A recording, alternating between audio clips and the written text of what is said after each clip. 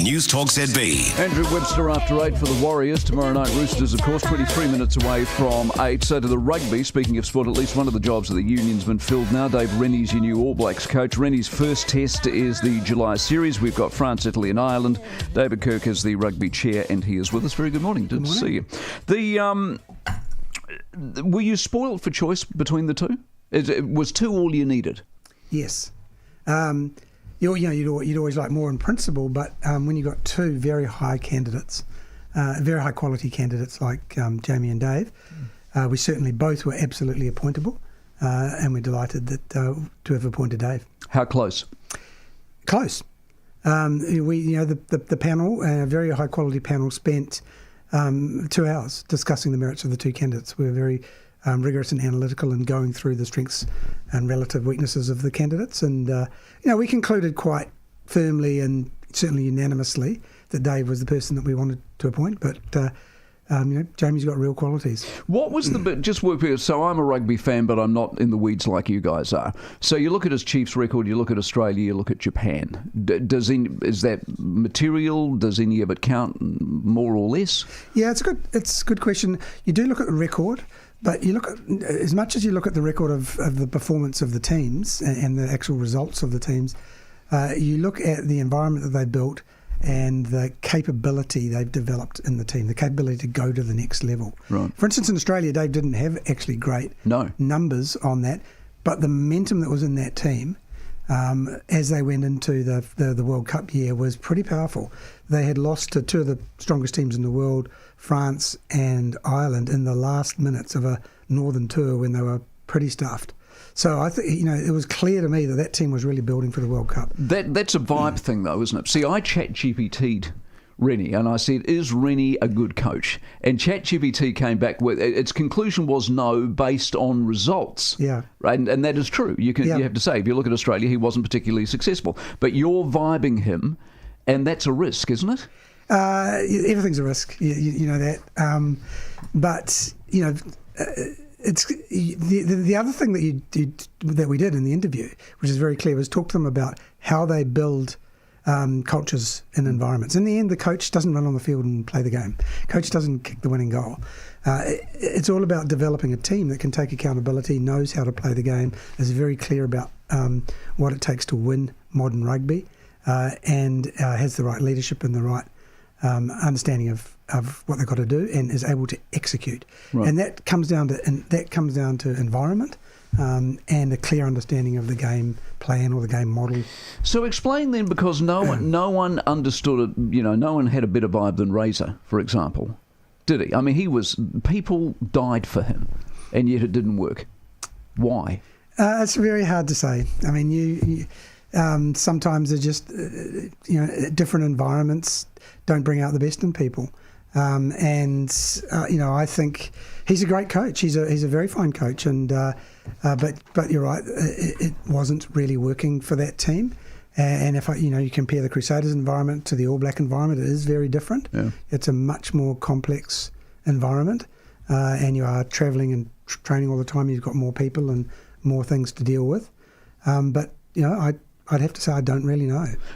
I don't want to relitigate it, but is that on you guys then? Because if somebody saw something in Razor that could be elevated, you allegedly were wrong. Is that on you guys? Well, I think you never know until afterwards. And I mean, I'm not one for looking back and saying blaming people and saying, "Oh, you should have known this or should have known that." When actually that information wasn't available. We hadn't had the experience to understand. What responses would be and how the group would perform. So I think it's not great. It's not really sensible to look back too much and want to be could have been. Sure. Why? Well, as much as we would like to. Text, you know what New Zealand's like on rugby and coaches and stuff like that. So one text this morning, I wasn't going to ask it, but I am now. Can you get David Kirk to confirm that it wasn't the North Island players who picked on Razor? See, that's that. No, I mean, I wouldn't answer because it's a silly question, and I know the answer. But that's how New Zealanders think, isn't it? And I'm actually very pleased that you've asked that question because sorry, well, Texter wins. This is an opportunity for me to be very definitive. It was not the North Island players, not by any means.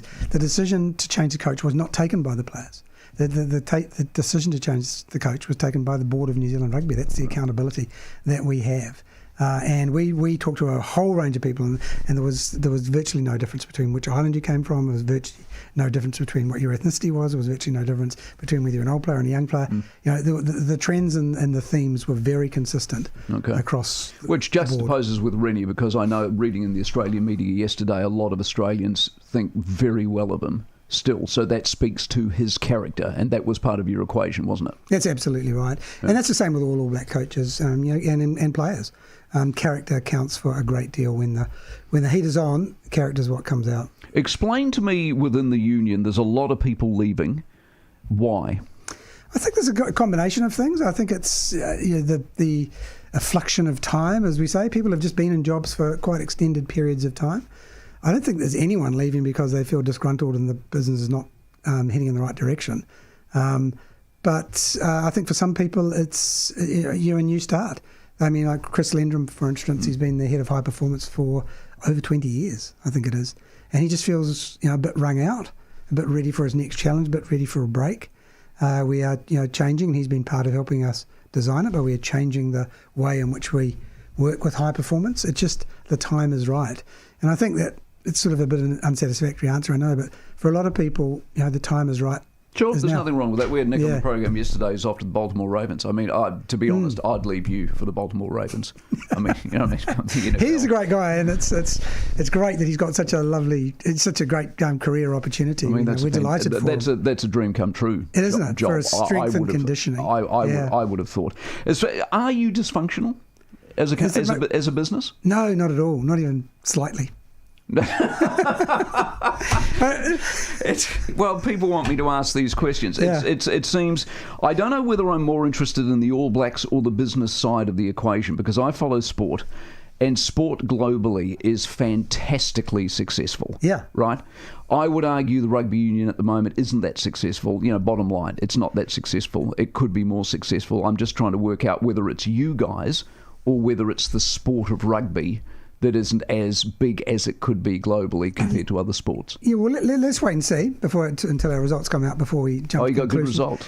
I'm not saying anything about the results because, as you know, having interviewed many business people over the years, they can't speculate on their results before they're out there. But we're not trying to, as an operating business running the whole of New Zealand rugby, end up with a big surplus every year.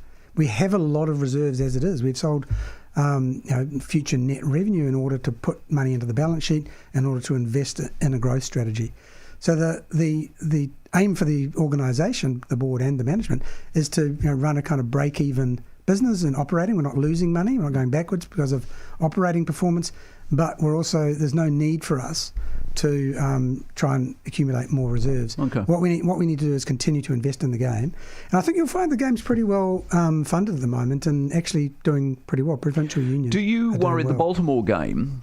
Do you worry that? I mean, I know why you're doing it. If you can land in an American city and sell out 56,000, do a lot of PR and have Bowden shake a lot of hands, this is good for the bottom line. That's fantastic. But that's the All Blacks away for another game. Do you worry that it's not about New Zealand anymore as much as it once was? I do a bit. I think the All Blacks have to, or rugby in general, and the top teams obviously are the most important ones, All Blacks and Black Ferns, have to find ways of continuing to really engage with the New Zealand public and engage with young people, and there is a financial, I wouldn't say necessity, but draw to play more games internationally and to a lot more money from them. We're competing to keep our players in New Zealand and to keep our coaches in New Zealand and to keep the game properly invested in with some big countries with lots of people and lots of money around the world. You chair a lot of stuff. Where does the rugby union sit for you in terms of just enjoyment? It probably sits at either end. It's some of the most enjoyable things that I do. And sometimes it's some of the, I wouldn't say it's unenjoyable, but it's time consuming and sapping, draining. It's just the time, really. And there's a lot of people that pull me in a lot of directions in rugby. But I get a real kick out of the environment. I mean, it's funnily enough, it's not so much the high performance environment, which I've been in as a player and around. Subsequently, it's actually the community game. When I go into smaller club rooms and smaller unions and see people giving their time for nothing, and the love of the game and the enjoyment they get talking to me and to other players and things, it's really inspiring. Good stuff. Nice to talk to you. Appreciate Thanks, your mate. time. Nice to see you. David Kirk, it is 13 to 8. At Bunnings, we've got a huge new range of workwear ready for your next DIY project.